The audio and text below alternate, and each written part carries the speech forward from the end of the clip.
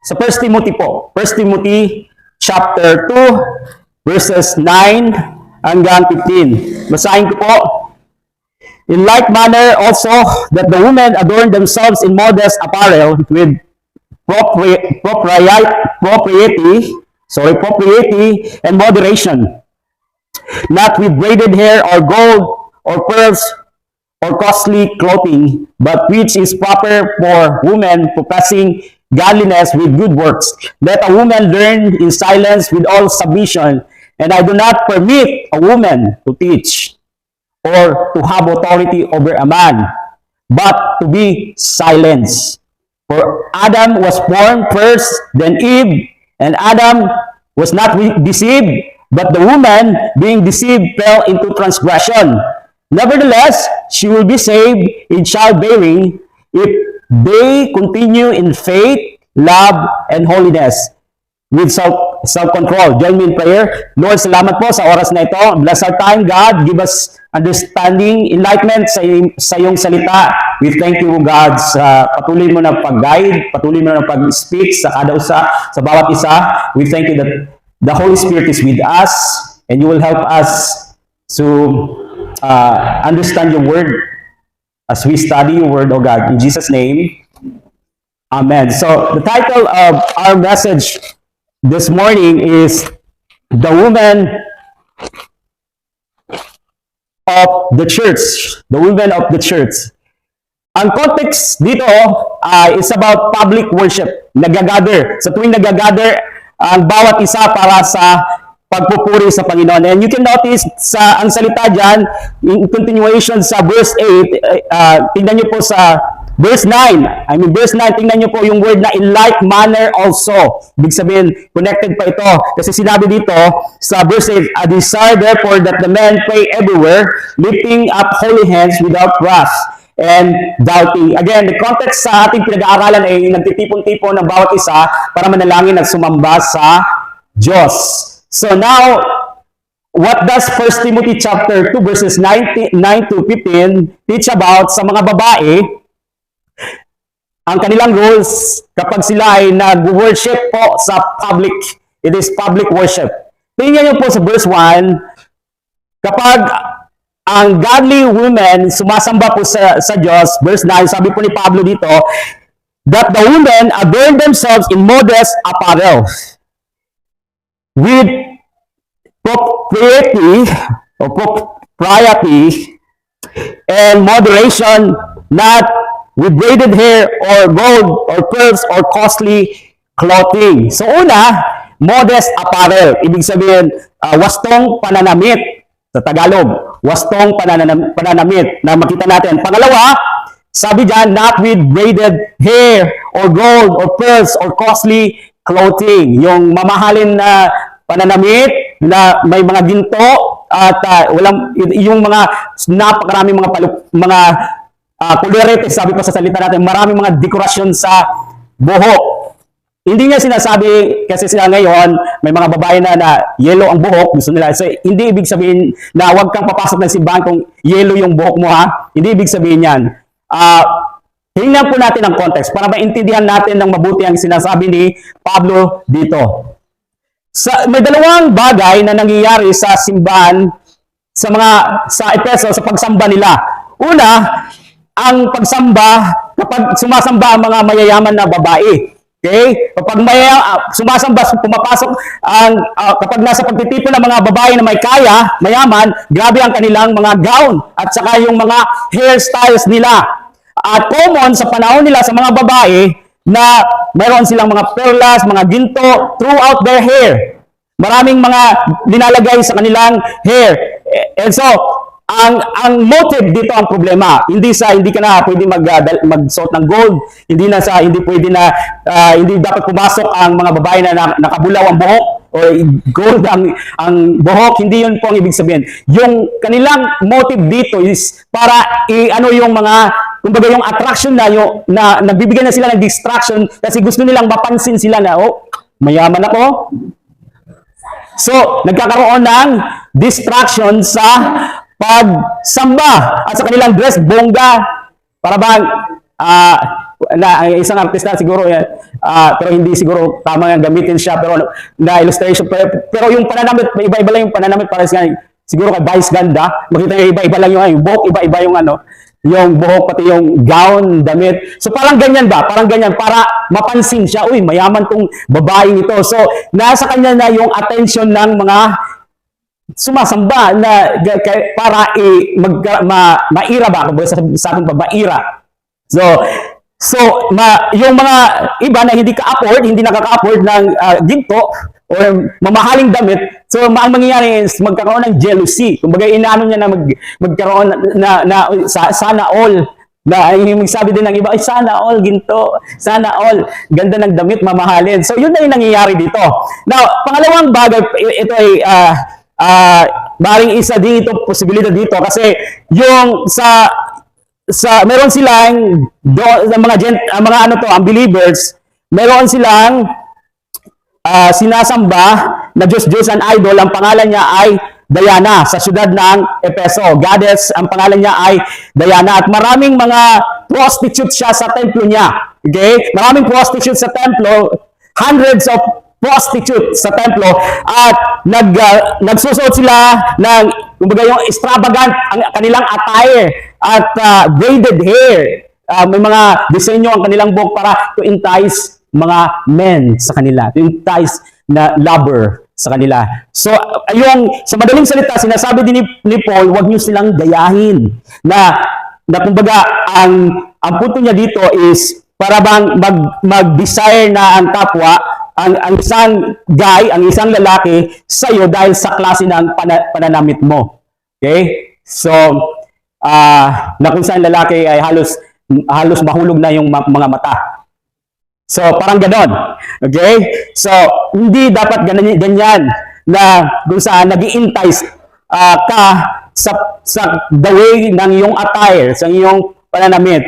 So, either way, yung goal should be, dapat yung pananamit natin nagbibigay ng kaluwalhatian sa Diyos. Kung paano tayo manamit, it should give glory sa Diyos. And hindi dapat maka-stumble sa ating kapwa. Sabi ni Paul sa Romans 14 verse 30 to 23, you can read that later, na hindi dapat na paintulutan na maging stumbling block tayo sa ating kapwa. So if we are going to offer worship sa Diyos, instead of gusto natin i-draw ang attention ng tao sa atin, yung goal natin kapag sumasamba tayo is to draw the attention of people papunta kay God.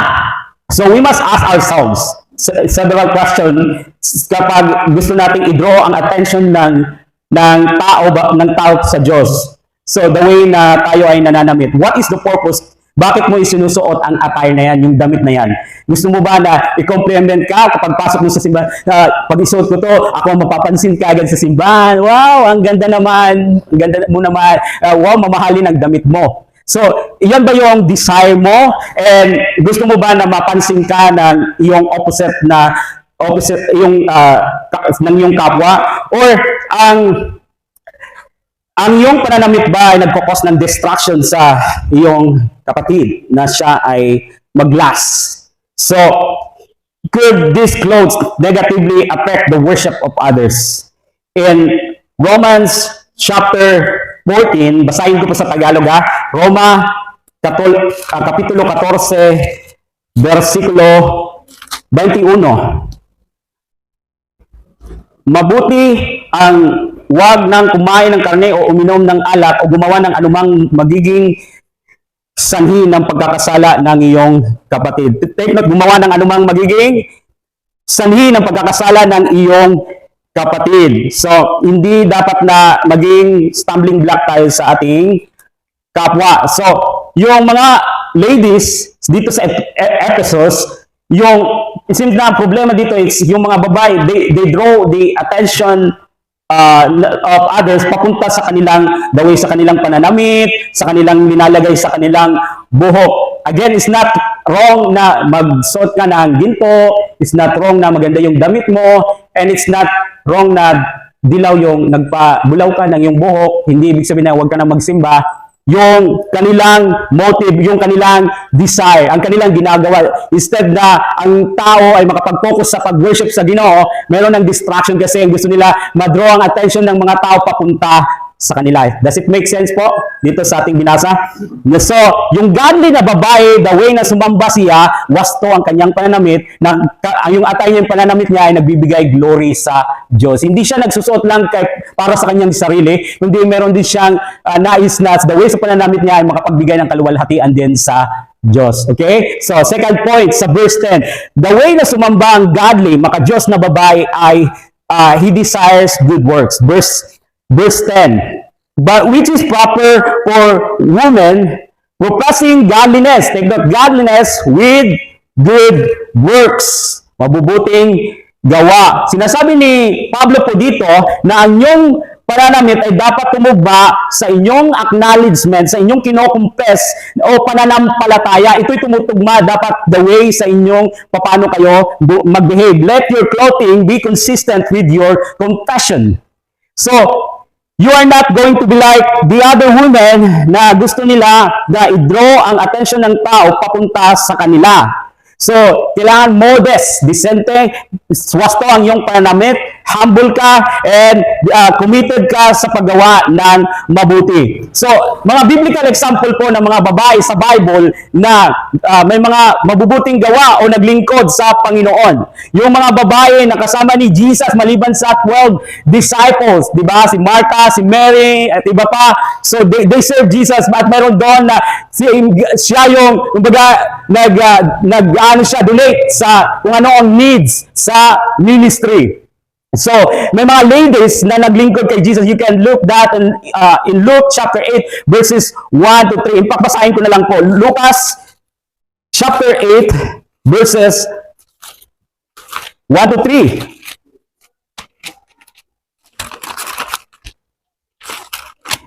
Pagkatapos nito, nilibot ni Jesus ang mga bayan at nayon sa paligid. Nangangaral siya at nagtuturo ng magandang balita tungkol sa kaharian ng Diyos. Kasama niya ang 12, take note, at ilang babaeng pinagaling niya sa masasamang espiritu sa kanilang mga karamdaman. Si Maria na tinatawag na Magdalena, mula sa kanya 7 demonyo ang pinalayas. At si Juana na asawa ni Kusa na katiwala ni Herodes. Si Susana at marami pang iba. Pinustusan ng mga ito mula sa sarili nilang ari-arian ang mga pangangailangan ni Jesus at ng kanyang mga alagad. So, ito yung mga ang example ng mga babae na may good works o sa madaling salita, in service for the Lord, naglilingkod. Ang isa pa na babae na ay si Dorcas sa Gawa, Kapitulo 9, versikulo 36.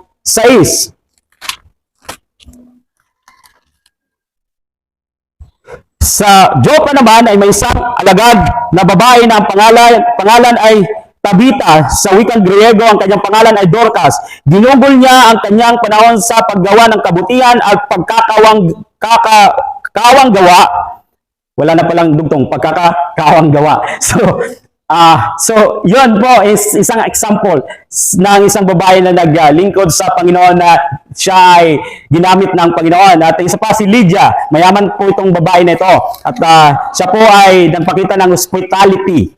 Sa Gawa, Kapitulo 6. Alam kong natatandaan nyo ito dahil katatapos pa lang natin na pag-aralan ang aklat ng Gawa. Pero basahin ko lang po, Gawa, Kapitulo 16, versikulo 14. Kabilang sa mga nakikinig ang isang sumasamba sa Diyos na nagngangalang Lydia na taga-Thyatira. Siya ay isang negosyante na nagtitinda ng mamahaling telang kulay ube. Binuksan ng Panginoon ang kanyang isip upang kanyang pakinggan ang pinapangaral ni Pablo. Nagpabautismo siya at ang kanyang buong pamilya. Pagkatapos sinabi niya, kung itinuturing po ninyo akong tunay na lingkod ng Panginoon, doon na kayo tumuloy sa amin. Mahigpit ang kanyang anyaya kaya hindi namin napahindian. So, inoffer niya ang kanyang tahanan para i-accommodate si Pablo.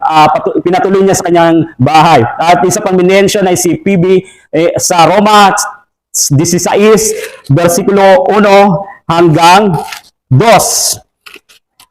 Tinatagubilin ko sa inyo ang ating kapatid na si Phoebe na isang tagapaglingkod ng iglesia sa Cenchrea. Tanggapin ninyo siya alang-alang sa Panginoon, gaya ng nararapat gawin sa mga hinirang ng Diyos. Tulungan ninyo siya sa anumang pangangailangan niya sapagkat marami siyang natulungan. At ako'y isa sa mga iyon. Naging pagpapala siya kay Pablo. So may mga babae sa Biblia na naglingkod, gumawa ng mabuti para sa kaluwalhatian ng Diyos. So ito yung isang bagay na dapat na tayo ay committed. Be devoted sa paggawa ng mabubuting bagay. Hindi para ito maging ugat ng kaligtasan, kundi ito po ang bunga ng kaligtasan. Dahil ang tunay po na nakakilala sa Panginoon, may relasyon sa Panginoon, nakatanggap ng buhay na walang hanggan, ay magre-resulta ang buhay niya ng mga mabubuting bagay. So, punta po tayo sa pangatlong punto dito. Ang babaeng, maka-Diyos na babae na sumasamba sa Diyos ay nagpapasakop. Ito po ang kanyang pagsamba. Mayroon siyang submission. Tingnan niyo po, balik po tayo sa ating text sa verse 11. Sabi dito, let a woman learn in silence with all submission. Submission. So, una, learn in silence. Ano po ba ang konteksto dito, nangyayari dito? Tingnan natin muna ang konteksto, yung historical background dito. Noon po kasi, yung mga sinaunang Gentile church, nag-adapt sila ng model ng kanilang, the way ng kanilang setup ng kanilang, sa kanilang church. Ginaya nila ang setup sa Jewish synagogue. So, sa Jewish synagogue, ang lalaki at babae ay magkahiwalay. Hindi magkatabi. Kahit pa mag-asawa sila, hindi sila magkatabi. Hiwalay ang lalaki, hiwalay ang babae. In fact, sometimes, ang babae, naroon sila sa likod ng veil. Hindi sila nakikita. Mayroong gallery na kung saan hindi sila nakikita. Sila ay natatakpan ng veil. And so, nagsasalita, nagtuturo, may nagtuturo at ito ay naririnig ng mga lalaki. Ito ay tinuturo sa mga lalaki dahil sila yung nasa unahan, yung mga lalaki, ang babae ay nakahiwalay, natatakpan ng veil, sa likod sila, hindi nila marinig ng maliwanag ang sinasabi ng speaker. So, nagtatanong yung mga asawang babae sa kanilang husband, ano nga yung tinanong, ano ba yung itinuro, hindi ko narinig, hindi clear yung pagkakarinig ko. So para bang yung wife ko, magtatanong siya, so sa akin, ano yung sinabi ni pastor, kung sinong nagtuturo? So magkakaroon ng distraction kasi malakas yun eh. Malakas yung boses ng babae, maririnig ng bawat isa. So nagkakaroon ng distraction sa pakikinig ng salita ng Diyos. Habang nagtuturo yung speaker, may nagsasalita sa likod. Nakikiagaw ng moment. So, hindi nakikinig sa nagsasalita.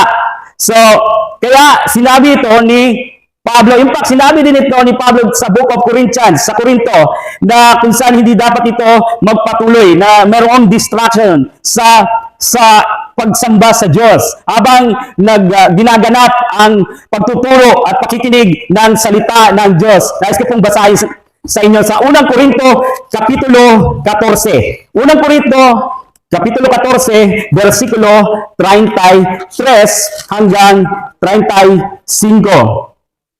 33 hanggang 35. Sapagkat ang Diyos ay hindi Diyos ng kaguluhan, kundi ng kapayapaan.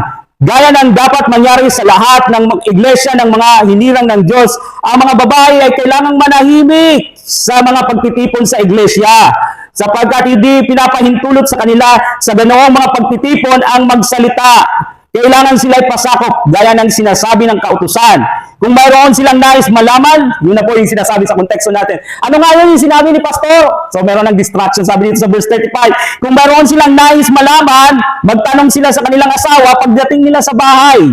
Sapagkat kahiyahiyang magsalita ang isang babae sa loob ng iglesia. Okay? Maliwanag. So ito po yung konteksto dito ng sinasabi ni Pablo. So it causes problem sa church. Basically, Paul is saying he's trying magkaroon ng order sa church. God is not the God of confusion.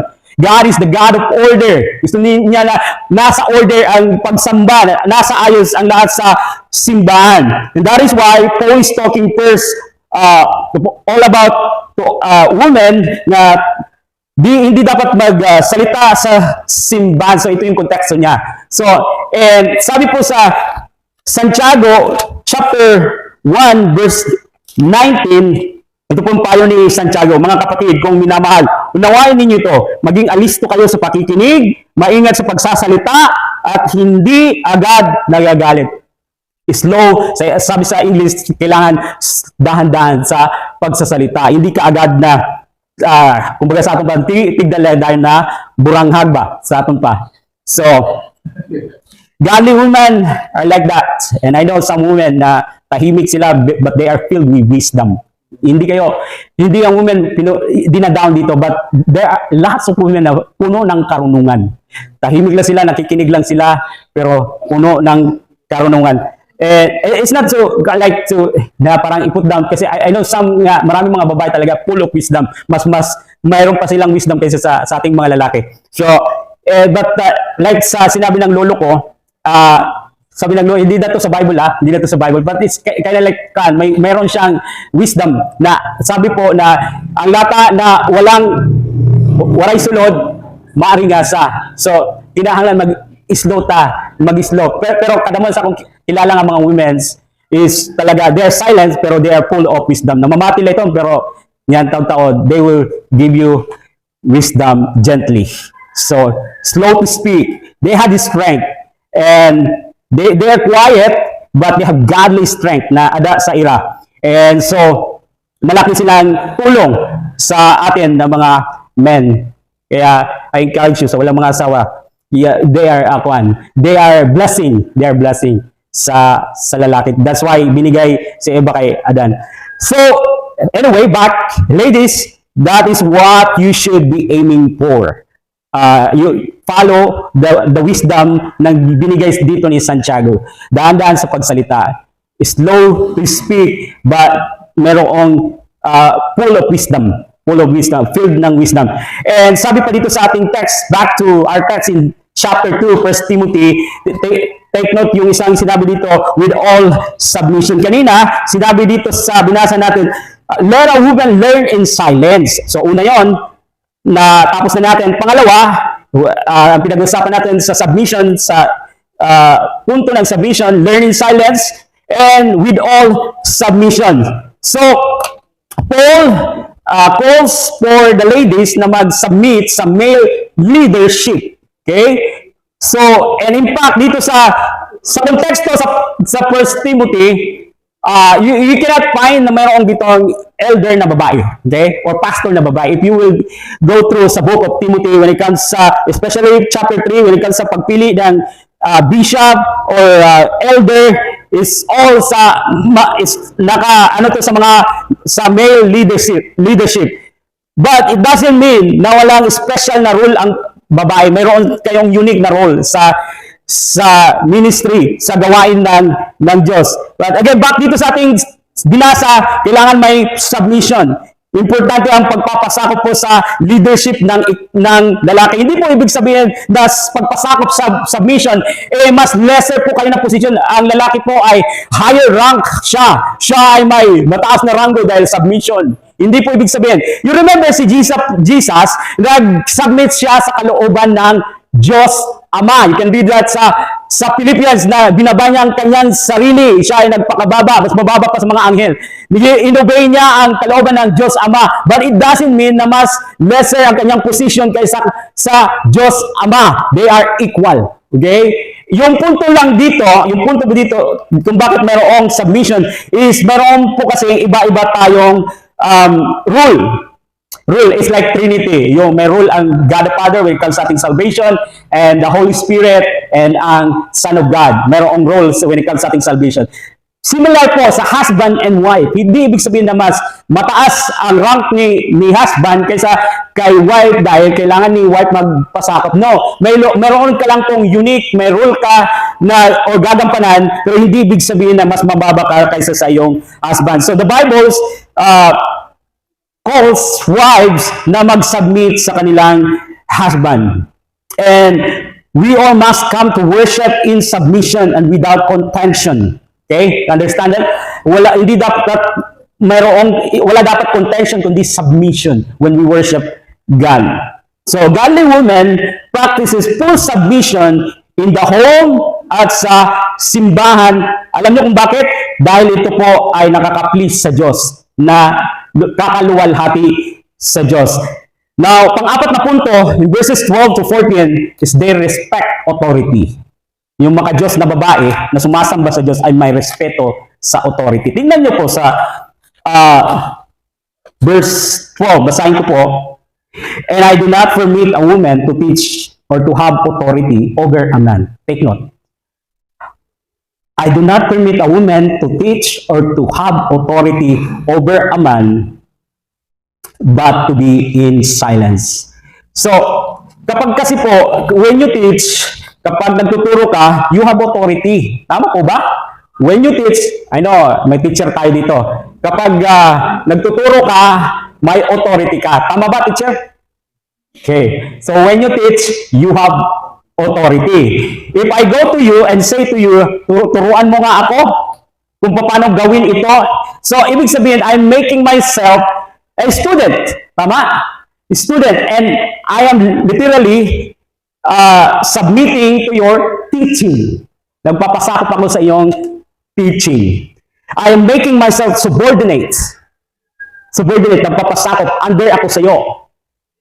When I say to you, turuan mo ako. So, it doesn't mean, again, that you're less than the other person or inferior siya, pero nagpapasakop ako sa kung ano ang gusto mong ituro mo sa akin. That's why Paul said, I don't allow women in the church to take the position of authority over a man.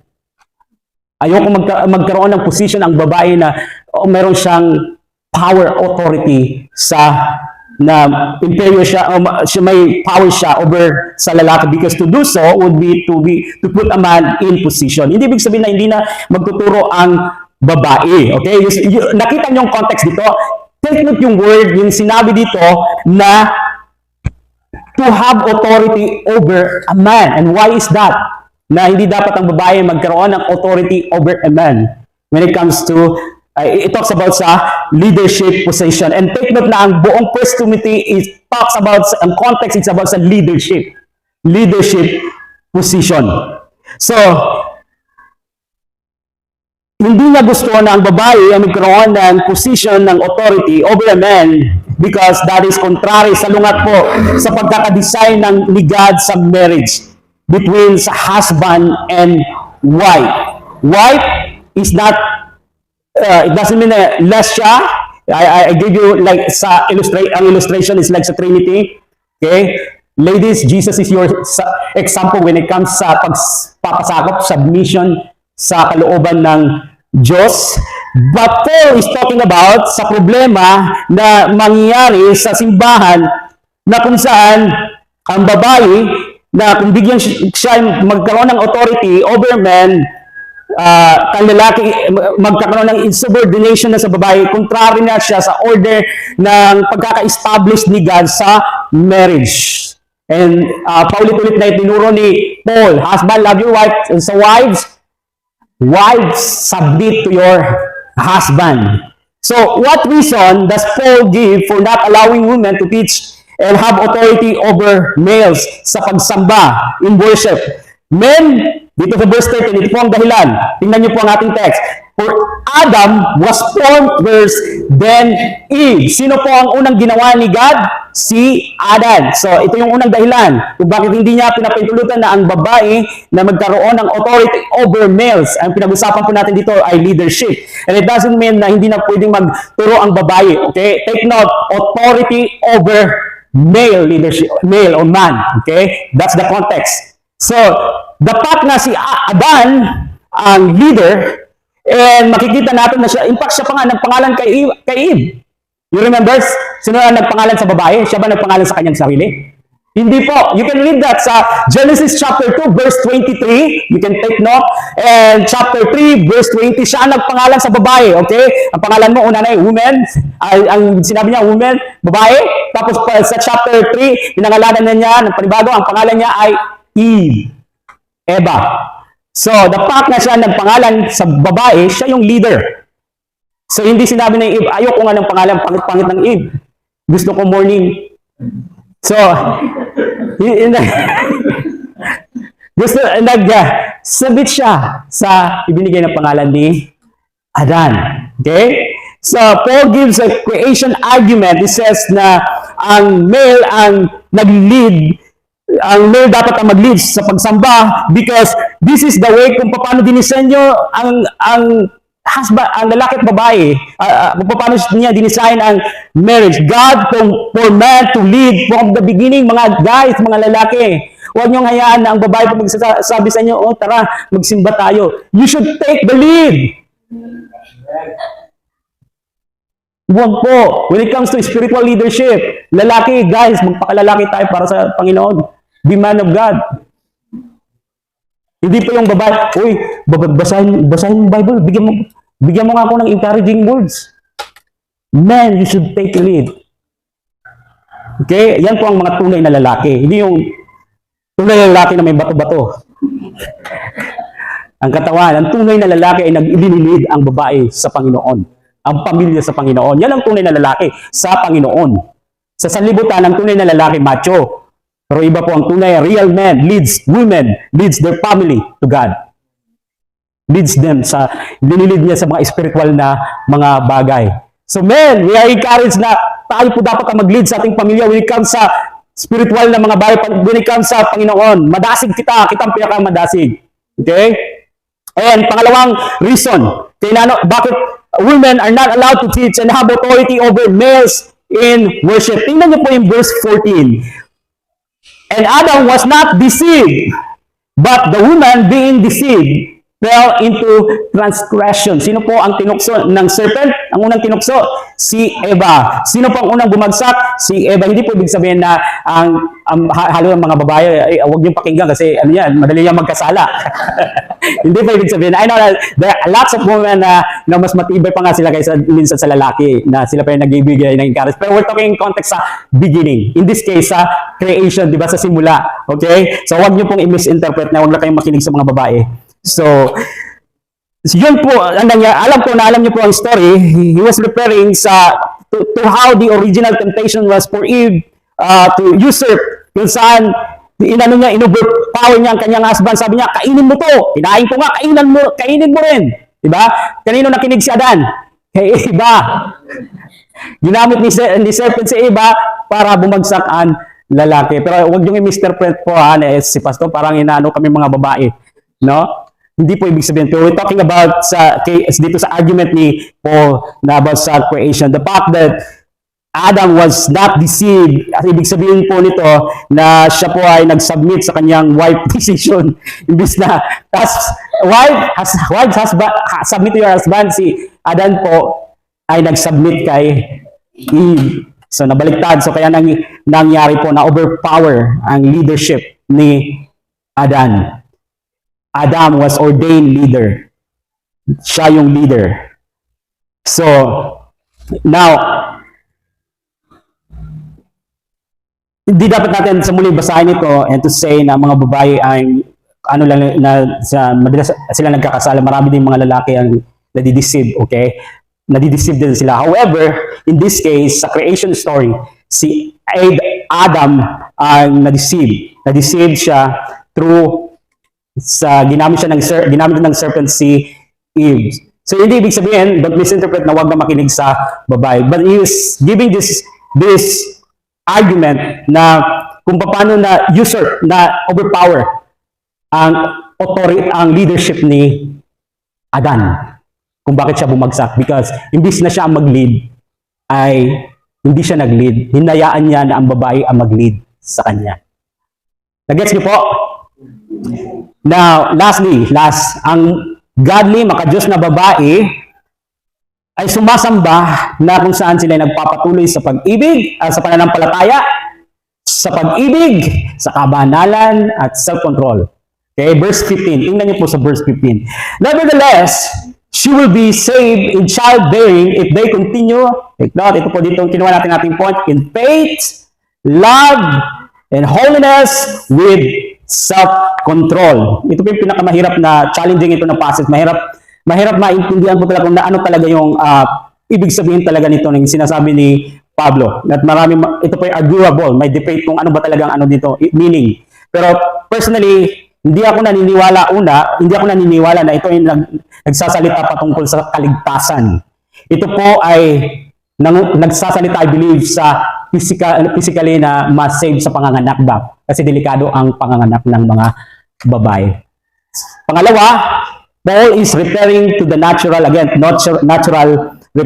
danger of childbirth. Una, physical na ma-save sa physical sa panganak, again referring sa panganib ng panganganak. So kasi noon, alam niyo po, hindi kagaya ngayon, like my daughter si Amy, siya po ay Frank Beach, second opinion kami. Talagang mahirap na maipanganak siya, may luwal ng normal. So kinailangan na dumaan sa cesarean surgery. So kaya po pinunit ang tiyan ni Jumare, pinunit. Tapos kinuha. Tapos pinahi po. Pero noon, wala pong ganyan. Pag nanganganak ang mga babae, hindi kagaya natin ngayon sa panahon. Kaya vulnerable talaga ang babae noon. Minsan kadalasan namamatay ang babae kasi hindi katulad ngayon na may mga anong tawag diyan, modern surgical techniques, di ba? So pero noon talagang malaki ang panganib pag nanganganak ang babae. So but sabi dito, I believe ito promise na dapat na patuloy sila na magtiwala sa Diyos, sa pananampalataya, sa pag-ibig, patuloy sa pag-ibig, sa kabanalan at sa self-control. And I believe na ito po ay tumutukoy na sila ay masisave sa danger ng panganganak. Kasi alam natin na ang isang paa ay nasa hospital, tama po ba mga nanay? Tapos ang isa tama ba kung nasa libingan? Yan po yung mga kasabihan. So sa madaling salita, mapanganib ang panganganak. In conclusion, ang mga godly na mga babae, and this is what we need sa ating church, godly women of the church. I know may mga godly women tayo, pero I believe that this points na patuloy na nag-speak pa kasi patuloy pa po kayo, hindi pala ako kasali kasi women's ito mga boy. Patuloy pa na nag-grow sa Panginoon. Okay, patuloy na lumalago. So, godly women of the church worship God in modestly and appropriately. Wastong pananamit. Okay? Ang kanilang pananamit ay nagbibigay ng glory kay God. Pangalawa, they serve God. They don't just serve their husband, their children. They are also involved po kayo sa gawain kung ano ang pwede ninyong maiambag para sa kaluwalhatian ng Diyos. Good works. Hindi po para maligtas Gumawa ka ng mabuti para maligtas ka. Ang mabuting gawa ay resulta ng taong naligtas. Okay? So, kusa yon na mangyayari sa iyong buhay. Resulta yon ng salvation. Pangatlo, submission. Meron siyang submission sa kanyang husband at meron siyang respeto sa authority, sa leadership sa male leadership, sa mga nasa authority. And nagpapatuloy siya sa pananampalataya, sa pag-ibig at sa kabanalan at sa pagpipigil sa sarili. Nais ko rin po basahin idagdag ang Titus o sa Tagalog Tito Kapitulo 2 versikulo 1 hanggang 5.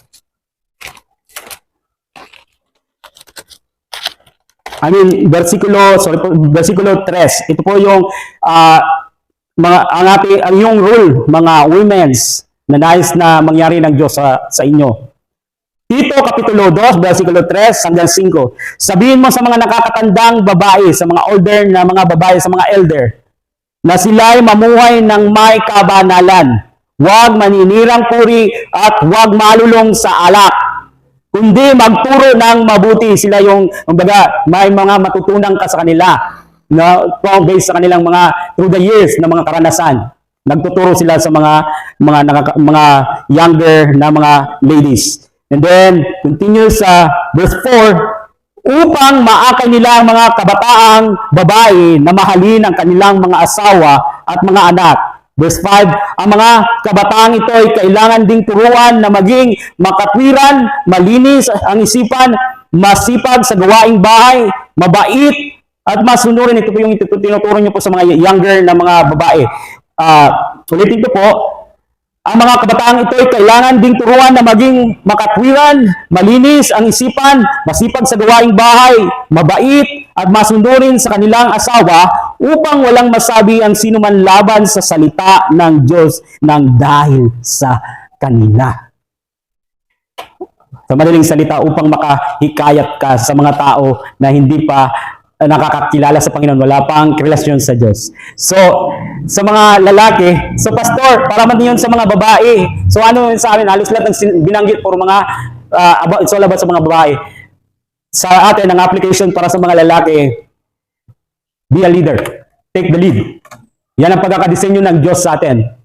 Mga lalaki, take the lead, in your homes, sa church, we need to have godly men in leadership. And hindi po maganda na, hindi po parang eksakto na ang babae ang nangunguna when it comes sa mga spiritual na bagay. Tayo po ay dapat na nagli-lead sa ating pamilya, sa ating asawa when it comes sa paglilingkod sa Panginoon, when it comes sa pagbabasa ng salita ng Diyos, when it comes sa mga bagay na mahalaga sa Panginoon. And I was convicted, the other days, and one time was when I was meditating nagbabasa ako sa Bible, the Lord spoke to my heart. Sabi niya, alam mo, eksakto yung nais mo na yung simbahan matuto sa buong katuruan and whole counsel ng Diyos. In fact, gusto mo pa nga ituro halos sa Bible, Genesis hanggang sa Revelation. Talagang arriesgado when it comes sa pagtuturo sa simbahan. Pero sabi na nangusap pa ang isa pang sinabi ng Panginoon. Tanong ko sa iyo, ang anak mo ba ay mas lalong nakakabenepisyo ng salita ng Diyos kaysa sa simbahan? Kasi ang una mong ministry, dapat na ang unang simbahan ay sa loob ng bahay. And that's why, because of that conviction, sabi ko sa wife ko, gusto kong mag-devotion every day sa mga anak ko. Gusto kong mag-take over. I was doing it before that, but na-stop siya ng maraming taon, and Lord convicted me. So, almost every day ngayon, I lead them to go through the Bible, and my goal is to teach them the whole counsel of God from Genesis to Revelation. And hindi katulad ng teaching parehas dito sa setting, in a simple way na ang bata ay makakaintindi at matatandaan niya ang Bible study namin. So that's why minsan nagbibigay ako ng, kanina nagbigay ako ng prize kasi sabi ko, magbigay ako ng prize pag sino ang naka-memorize kung ano ang nangyari sa 7 days creation. Kailangan eksakto, walang mali. Kung ano nangyari sa first day, anong ginawa ni God sa first day, anong ginawa ni God sa second day, sa third day, and perhaps sa iba sa atin, hindi natin alam kung anong story na yun. Pero, we need to engage sa salita ng Panginoon. Because kung hindi tayo interesado sa salita ng Diyos, and wala tayong interest na sundin din ito, basahin at sundin, then stagnant po ang ating paglago sa Panginoon. So that's my encouragement sa mga magulang. Lead them, especially sa ating mga lalaki. We should take the lead when it comes sa spiritual things. So when it comes sa pag-serve, pangalagad sa And I hate to say this, but shame on us, husband, sa ating mga lalaki, kung hindi natin ginagampanan ang role natin bilang leader ng tahanan at leader sa simbahan para gamitin ang buhay natin para sa kaluwalhatian ng Diyos. He wants to use us. He wants to use everyone. And sa mga babae, you have special na role din sa Panginoon. Kung saan, kapag kayo po ay committed sa salita ng Diyos, hindi po kayo mauubusan ng tungkulin ng role when it comes sa paglilingkod sa Panginoon. And don't think na mas lesser kayo kaysa sa lalaki. Pantay-pantay po tayo sa harapan ng Panginoon. Iba lang ang role ninyo. At hindi din na maliit na ang role nyo, mas malaki yan sa lalaki. Ang mahalaga dito ay obedient at faithful tayo sa role na ibinigay sa atin ng Panginoon bilang lalaki at bilang babae na nagbibigay ng kaluwalhatian sa Diyos.